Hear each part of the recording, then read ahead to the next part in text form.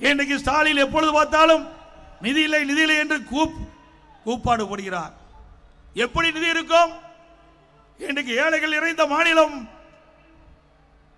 இன்னைக்கு ஒடுக்கப்பட்ட நசுக்கப்பட்ட மக்களுக்கு தேவையான திட்டங்களை கொடுப்பதற்கு நிதி கிடையாது. கார் பந்தயம் நடத்துவதற்கு நிதி இருக்குது. கார் பந்தயம் நமக்கு யாராவது கேட்டாங்களா? ஏங்க கார் பந்தயம் முக்கியமா? வாழ்வதற்கே போராடி கொண்டிருக்கிற நேரத்தில் சென்னை மாநகரத்துடைய மத்திய பகுதியிலே கார் பந்தயம் நடத்துகிறார் துணை முதலமைச்சர் திரு உதயநிதி ஸ்டாலின். பிறகு எழுதாத பேனாவை நடுக்கடலில் வைப்பதற்கு அரசாங்க பணம் 82 கோடி ஒதுக்கீடு செய்கிறார்கள். எழுதாத பேனால எங்க வச்சா என்ன? எழுதுற பேனாவை நம்முடைய மாணவர்களுக்கு கொடுக்கல. எழுதுற பேனாவை மாணவர்களுக்கு கொடுங்க. அரசு பள்ளியை படிக்கிற மாணவர்களுக்கு கொடுங்க, பாராட்டுவாங்க. இன்னைக்கு அரசாங்க பணத்தை எப்படியெல்லாம் ஊதாரித்தனமாக செலவு செய்கின்றார்கள் என்பதை எண்ணி பார்க்க வேண்டும்.